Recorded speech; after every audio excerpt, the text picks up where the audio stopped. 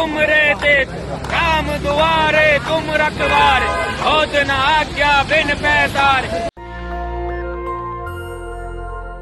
नमस्कार, मैं निधि रतन, आप देख रहे हैं नेशनल दस्तक तस्वीर भारत की। भारत की शर्मनाक तस्वीरें मैं आपको बताऊंगी तो आपके रोंगटे खड़े हो जाएंगे। बहुजन समाज जिसने ठेका लिया है धर्म को बचाने का, जिसने ठेका लिया है डंडा और झंडा उठाने का, उस समाज की दशा क्या है वो काफी ज्यादा भयानक है।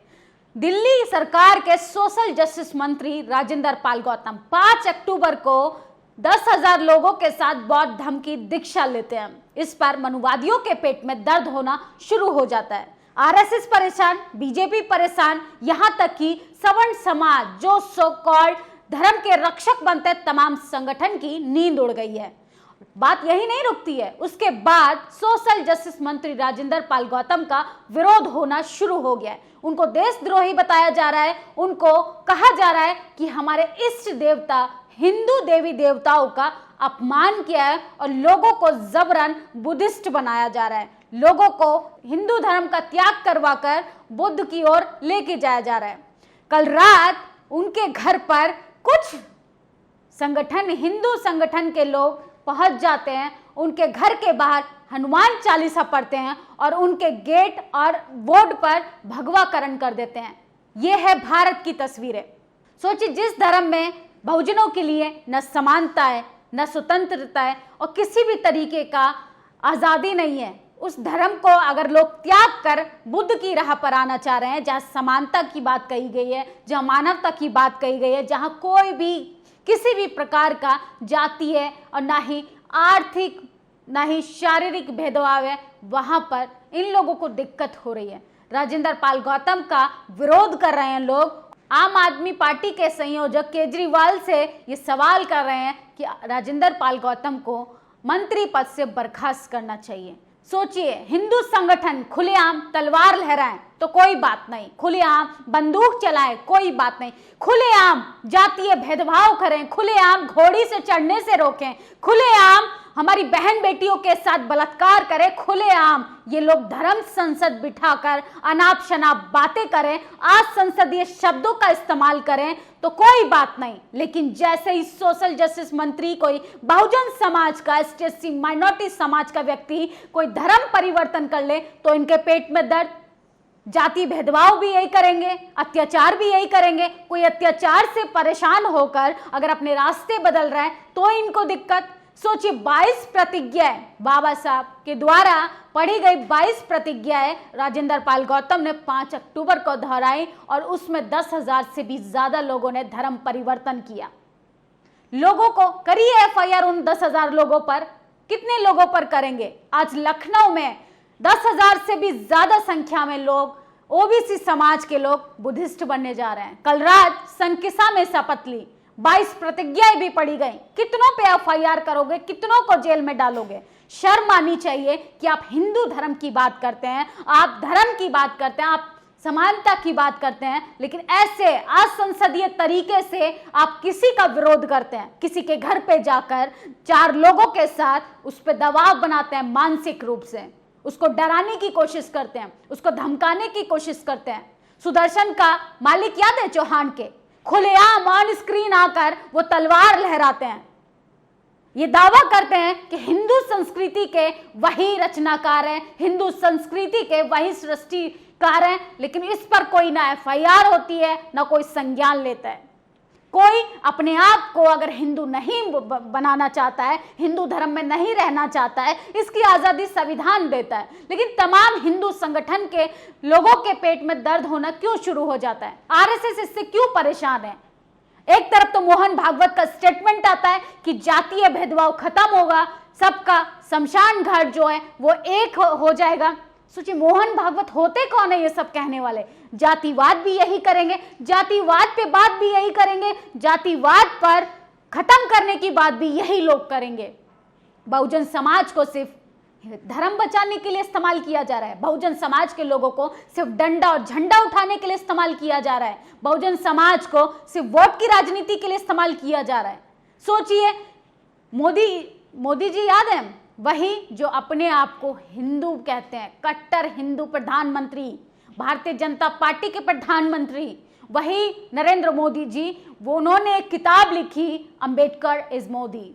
वो अपने आप को डॉक्टर बी आर अम्बेडकर से कंपेयर करते हैं कि मैं डॉक्टर बी आर अम्बेडकर के कंपैरिजन में काम कर रहा हूं, उनके लेवल में काम कर रहा हूं। सोचिए, उन पर तो एफआईआर नहीं हो रही है। तमाम भारतीय जनता पार्टी के लोग मूर्ति पे माला चढ़ा रहे हैं डॉक्टर बी आर अम्बेडकर, उन पर तो कोई एफआईआर नहीं हो रही है। लेकिन जैसे बहुजन समाज का दिल्ली सरकार का मंत्री सिर्फ लोगों के साथ 22 प्रतिज्ञाएं पढ़ देता है तो लोगों के पेट में दर्द होना शुरू हो जाता है। सोचिए, जाति है कि जाति नहीं, यही कोई सवर्ण समाज का व्यक्ति अगर किया होता यही काम तो लोग इसका डंका बजा रहे होते। तमाम मेन स्ट्रीम मीडिया इसका भौकाल मचा रही होती, पूरे देश में अखबार की हेडलाइंस बन रही होती, डिबेट बिठाई जाती कि ऐतिहासिक काम किया जा रहा है। लेकिन ये काम एक सोशल जस्टिस मंत्री जो शेड्यूल कास्ट से आते हैं उन्होंने किया है, और वही उसी हिंदू धर्म को खत्म करने की कोशिश करी है जिसमें तमाम एसटी एससी माइनॉरिटी समाज के लोगों को सिर्फ धर्म के नाम पे गुलाम बना के रखा। सिर्फ वो अपनी गुलामी की बेड़ियों को तोड़ना चाहते हैं, वो जातिवाद का शिकार नहीं होना चाहते। वो अब मटके का पानी पीने पे अपने बच्चे को नहीं खोना चाहते, वो अब घोड़ी चढ़ने पर वो अपने जवान बच्चे को नहीं मारना चाहते, वो मूंछ रखने पे अपने समाज के तमाम जितेंद्र मेघवाल को अब मरते नहीं देख सकते हैं।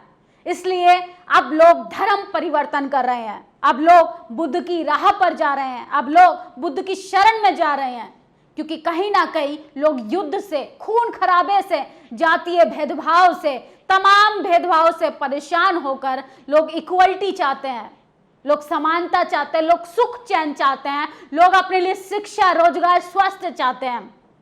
सोचिए, क्या इन गुंडों पर एफआईआर होगी जो राजेंद्र पाल गौतम के घर के बाहर किस तरीके का दहशत का माहौल बना रहे हैं, जबरन हनुमान चालीसा पढ़ रहे हैं? ऐसा तो राजेंद्र पाल ने कहीं नहीं किया, ना ही 10,000 लोग, जितने भी लोगों ने 22 प्रतिज्ञाएं पढ़ी, कहीं भी किसी भी हिंदू देवी देवता का अपमान नहीं किया। मैं किसी ब्रह्मा विष्णु गौरी महेश को भगवान नहीं मानूंगी या नहीं मानूंगा, इसमें इसकी आज़ादी मुझे मेरा संविधान देता है। मैं क्या मानूंगी, क्या पहनूंगी, क्या खाऊंगी, ये सब मेरी इंडिविजुअल थिंकिंग है, ये मेरा राइट्स है। इस पर तमाम हिंदू संगठन परेशान क्यों है भाई? इस पे बीजेपी परेशान क्यों है? इस पे आरएसएस क्यों परेशान है?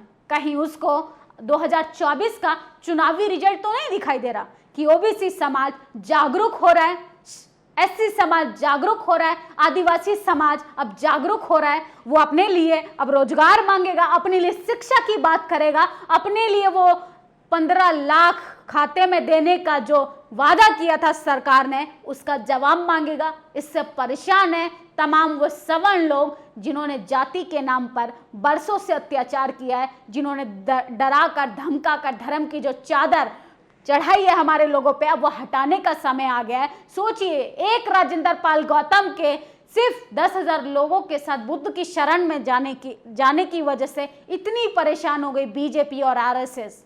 सोचिए, ये काम अगर हर क्षेत्र में, हर समाज में, सोचिए एक राजेंद्र पाल गौतम के सिर्फ 22 प्रतिज्ञाएं पढ़ने से लोग इतना परेशान है। सोचिए, हर समाज में अगर डॉक्टर बी आर अम्बेडकर जैसे लोग होंगे, राजेंद्र पाल गौतम जैसे जागरूक नेता पैदा होंगे, तो बीजेपी आरएसएस की औकात नहीं है कि हमारे बच्चों पे वो अत्याचार करे, हमारे बच्चों को वो कॉलेजियन सिस्टम से, जस्टिस से दूर रखे, हमारे बच्चों के वो कॉलेज यूनिवर्सिटी में नंबर काट ले, हमारे बच्चों को मटके का पानी छूने पे वो मार दे। सोचिए, जाति है कि जाति नहीं। एक सवाल मैं आप लोगों के लिए छोड़कर जा रही हूं कि संवैधानिक तरीके से कोई धर्म परिवर्तन करे उस पर एफआईआर, संवैधानिक तरीके से कोई अपनी बात रखे उस पर केस दर्ज, संवैधानिक तरीके से कोई अपने अनुसार अगर बात कर दे तो उसको मंत्री पद से हटाने के लिए तमाम संगठन सड़कों पर आ जाते हैं। लेकिन हिंदू रक्षा दल, तमाम ऐसे हिंदू संगठन की बात करें, वो किसी मंत्री के घर जाकर घर के बाहर दहशत का माहौल बनाएं, तलवार लहराएं, उसके बोर्ड को भगवाकरण कर दें, इस पर कोई एफआईआर नहीं होती, इस पर कोई संज्ञान नहीं लिया जाता, प्रशासन खामोश रहती है, सरकार खामोश रहती है, मेन स्ट्रीम मीडिया के मुंह पर तो ताला लग जाता है। इस पर आपकी क्या राय, आप मुझे कमेंट बॉक्स में जरूर बताएं। तो आप बताइए कि आपका बच्चा, चाहे वो गर्भ में भी हो, चाहे वो मंत्री पद पर हो, लेकिन जाति उसका पीछा कहीं नहीं छोड़ती है। आप अपनी राय कमेंट बॉक्स में जरूर बताएं। शुक्रिया। नेशनल दस्तक की आपसे गुजारिश है कि अगर इसको बचाना चाहते हैं तो नेशनल दस्तक को सब्सक्राइब करने के लिए रेड कलर के सब्सक्राइब बटन को दबाएं, फिर बेल आइकन की घंटी दबाएं। नेशनल दस्तक को बचाने के लिए बहुत जरूरी है कि हर खबर को शेयर करें, लाइक करें, कमेंट जरूर करें।